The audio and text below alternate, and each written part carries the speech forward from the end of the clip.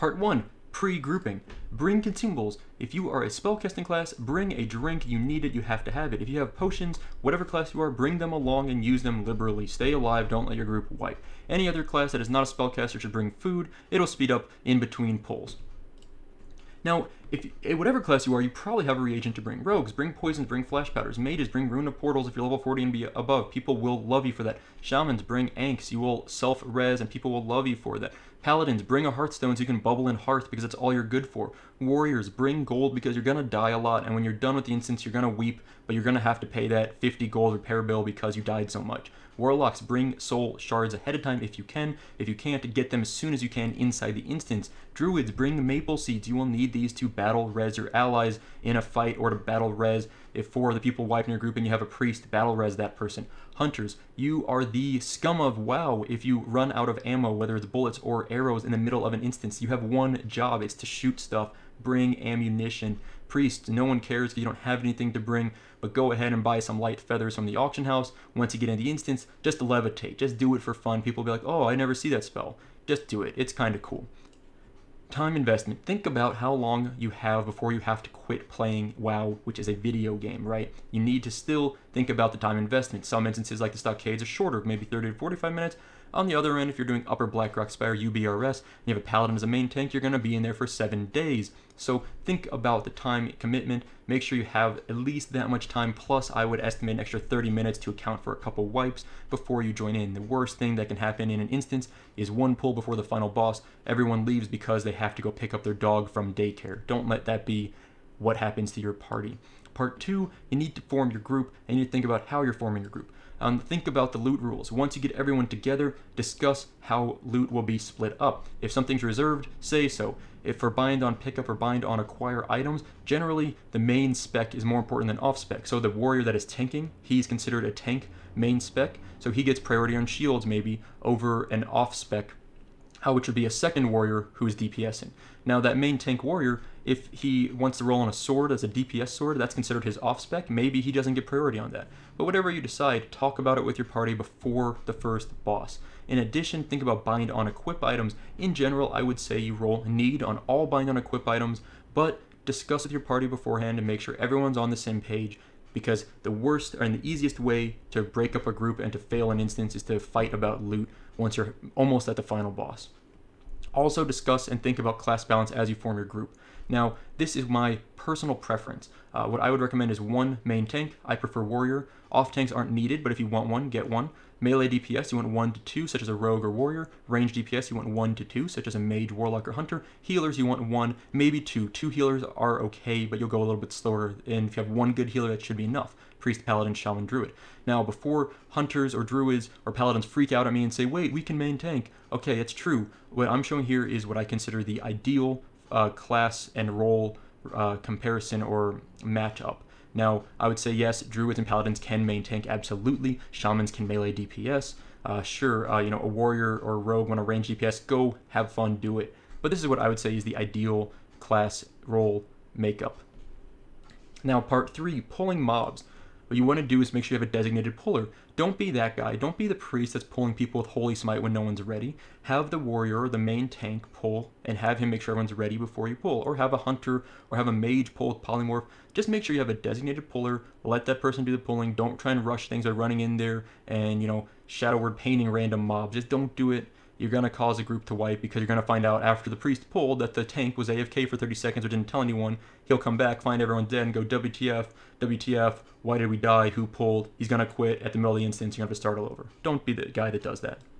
Now, you want to range pull as much as you can. So in this little diagram here, the correct thing to do, pull from 30 yards away. Have the warrior, whoever, shoot the mob 30 yards away, have the mob come to them. You do not want to send someone up there to melee pull and then try to run back to the party because they're going to get dazed, they're going to die, you're going to wipe, everyone's going to be sad. Now, there's cases where this is wrong, where you certainly do want a melee pull, but in general, try to ranged pull. Now, the other aspect of ranged pulling that makes it so valuable is using line of sight. In this example, the warrior moves up around a corner of a wall, shoots the mob, and then runs back behind the wall. This wall serves as a way to block the line of sight or the vision from the mob to the warrior, causing the mob to run around the corner into melee range. If you don't use line of sight in your ranged pull, you'll often end up with a ranged mob just shooting you with a spell like a frostbolt from 30 yards out, and you're gonna feel stupid as you're standing there dying, moving at 30% speed, having to melee and run up to that mob. So use line of sight as much as you can when pulling mobs.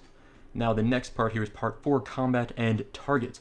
Now this is a general rule of thumb. When fighting a pack of mobs, kill healers first, spellcasters second, other DPS third, tanks fourth. Healers will heal, of course, it's obvious why you want to kill them. Spellcasters are squishy but deal a lot of damage, they're an obvious second target. Other DPS are a good third target because they're generally squishier than melee tanks. Tanks are the last mob you will kill because they generally deal less damage and also take a lot of time to kill.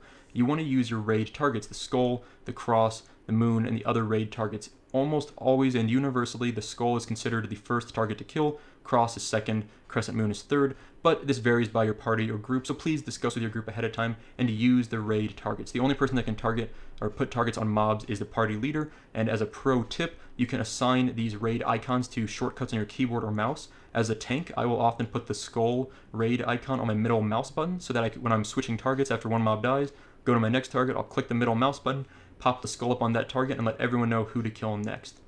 So please use raid targets, they're super useful. You also want to know your tank's target. The option for showing a target of target in the interface is valuable. Use it, set it to be on. It's useful in PvP also, but it's especially useful in PvE. In a big fight, if you get lost, you're not sure who to target, raid targets aren't being used properly, you can click on your tank, see who they're targeting, and then just attack that target. Please enable show target of target and thank me later. Now the party priority, what this means is that DPS don't matter. If you're a rogue or a hunter, I'm gonna let you die if I'm the healer because you matter so much less than other healers or the tank. It's much harder for a group to survive if the healer dies than if a DPS dies. The point of this pyramid is to say, if you see your priest or a healer being aggro, being attacked, and the tank can't get to that healer, and you're a hunter or a mage or a rogue, you need to get in there and pull aggro off that healer. Keep the healer alive pretty much at all costs. Keep the tank alive at the lives at the cost of all the DPS. The DPS can die, no one cares about the rogues, let's be honest. No one likes rogues or hunters. But the main thing is, healers are the most important class to keep alive in your party. Now, crowd control. If someone sheeps a mob, or someone freezing traps a mob, or they have something sleeping because it's a dragonkin, you have a druid in your group, don't break that crowd control unless you are the tank or you are someone that has been designated to break it. Tanks should break crowd control. It's always the way it should work. There's almost no exception to that unless it's some special case, but you really want crowd control broken only by the warrior or the paladin tank. If God help you, you have a paladin tank.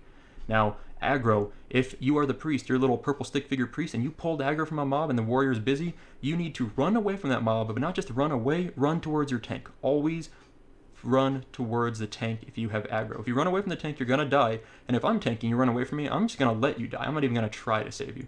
So if you are getting aggro and you're a DPS or healer, go towards your tank as soon as possible.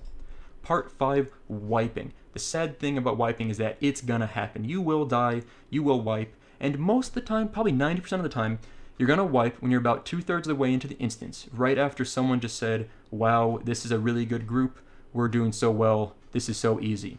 Guarantees you, if someone says that, guarantees you're gonna wipe within the next 2 pulls. But it's gonna happen, just accept it. Now, if you wanna recover from a wipe, use a soulstone. If you're a warlock, don't cast soulstone on yourself. I swear if you do, you're scum. Cast it on a healer, preferably a paladin, shaman, or priest, druids being your last choice. If you're a shaman, bring your reagents, bring an Ankh, so that you can self-res and you can res the rest of the group. If you're the shaman that dies and says, oh, I forgot my reagents, everyone's gonna hate you. They're just gonna flat hate you. Don't let that happen. If you are an engineer, bring your goblin jumper cables if you happen to have them, just in case, especially hunters and rogues who can vanish or feign death. You will be like the party hero if you happen to survive a wipe as a rogue via vanish, and then res your healer with jumper cables. And then finally, just relax. WoW is a video game. When a wipe happens, it's like tensions are high, people are angry, and everyone is like just looking for an excuse to leave the group and force the instance to have to reset. But it's just a video game. Just take a deep breath. If you're getting really flustered, you're getting really annoyed, just say, hey, AFK for 2 minutes, gotta use the bathroom, go for a walk, take a deep breath, get a drink of water, come back, calm down, sit down. You'll be okay. It's just a game. It's just an instance. You can accomplish it, you can complete it, you can beat it, you can get the good loots. You just gotta stay calm and don't blame people, but think about what caused the wipe and logically decide how you can resolve that issue without pointing fingers and blaming people.